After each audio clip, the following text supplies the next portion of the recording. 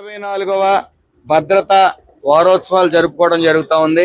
దీని ముఖ్య ఉద్దేశం ఒకటే, కార్మికులందరూ కూడా సేఫ్టీ కిట్లు వాడండి, జాగ్రత్తగా ఉండండి, మీ కుటుంబాలు మీకు ఎదురు చూస్తాయనే ఒకే నినాదం, safety and well being crucial for Viksit Bharat అనే నినాదంతో, అలాగే జీరో యాక్సిడెంట్స్ అనే నినాదంతో ఈ భద్రతా వారోత్సవ కార్యక్రమం నిర్వహించడం జరుగుతూ ఉంది. కార్మికులకి అందరికీ ఈ ఆరోగ్య విషయంలో కానీ భద్రతా విషయంలో కానీ ఈ ఎన్డీఏ కూటమి పూర్తి చిత్తశుద్ధితో ఉంది.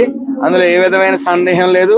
మరి గత ప్రభుత్వం ఈ కార్మిక శాఖని పూర్తిగా నిర్లక్ష్యం వహించింది. కార్మిక శాఖ మీద ముఖ్యంగా ఈఎస్ఐ హాస్పిటల్స్ తీసుకుంటే ఎక్కడా కూడా ఒక ఇటుక కానీ ఇసుక కానీ వేసిన గుప్పుడు ఇసుక కానీ వేసిన వైనం లేదు. ఎక్కడా కూడా భద్రత విషయంలో కూడా ఎక్కడ ఏ భద్రతా నియమాలు కూడా పాటించకుండా ఇటు రాజకీయ ఒత్తిళ్లతో అధికారులు పనిచేయకుండా చేసిన వైనం. ఏదేమన్నప్పటికీ ఈ రాష్ట్ర ప్రభుత్వం ఏర్పడిన తర్వాత, కొత్త ఎన్డీఏ కూటమి ఏర్పడిన తర్వాత సుమారు ఎలమంచిలో 30 బెడ్డెడ్ హాస్పిటల్ కానీ, తిరుపతిలో 50 బెడ్డెడ్ టు 100 బెడ్డెడ్ హాస్పిటల్ కానీ, అమరావతిలో 150 బెడ్డెడ్ సూపర్ స్పెషలిస్ట్ హాస్పిటల్ కానీ, అలాగే సుమారు 7 చోట్ల ఈ హాస్పిటల్స్ ఈఎస్ఐ హాస్పిటల్స్ నిర్మాణం కోసం ఆమోదం పొందాయి. సైట్లు కూడా కలెక్టర్ గారు ఇవ్వడం జరిగింది.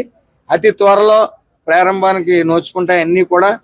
ఏదేమన్నప్పటికీ బర్న్ వార్డ్ కూడా ఏదైతే వైజాగ్ లో లేదో బర్న్ వార్డ్ కానీ, ఎక్కడైతే స్కిల్ డెవలప్మెంట్ అనేది కావాలి, మేము స్కిల్ చేసుకుని మేమే మా ఫ్యాక్టరీస్ లోకి తీసుకుంటామని మరి యాజమాన్యాలు కూడా రావడంతో ఓ స్కిల్ సెంటర్ కూడా వైజాగ్ లో ఏర్పాటు చేయడం జరుగుతుంది.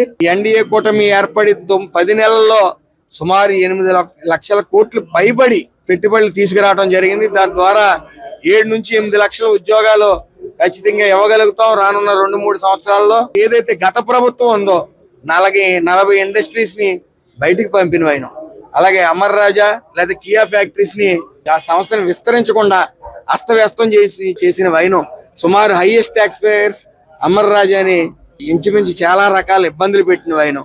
మరి ఏదేమన్నప్పటికీ రాష్ట్ర ఆర్థిక అభివృద్ధి సర్వనాశనం చేసిన గత ప్రభుత్వం అధిగమించి, వాళ్ళు చేసిన తప్పుల్ని అధిగమించి మరి ఈ రోజున ఇండస్ట్రీస్ రావడానికి ఫ్రెండ్లీ వాతావరణాన్ని సృష్టించి ఈజ్ ఆఫ్ డూయింగ్ నుంచి స్పీడ్ ఆఫ్ డూయింగ్ బిజినెస్ గా మరి ముందుకు తీసుకెళ్లి అన్ని పర్మిషన్స్ ఇచ్చి రాష్ట్రాన్ని ఆర్థికంగా నిలబెట్టాలి, మన ఆంధ్రాని సువర్ణ ఆంధ్రప్రదేశ్ గా తీర్చిదిద్దాలని ఇటు చంద్రబాబు నాయుడు గారు, పవన్ కళ్యాణ్ గారు, లోకేష్ గారు 24/7 కష్టపడతా ఉన్నారు.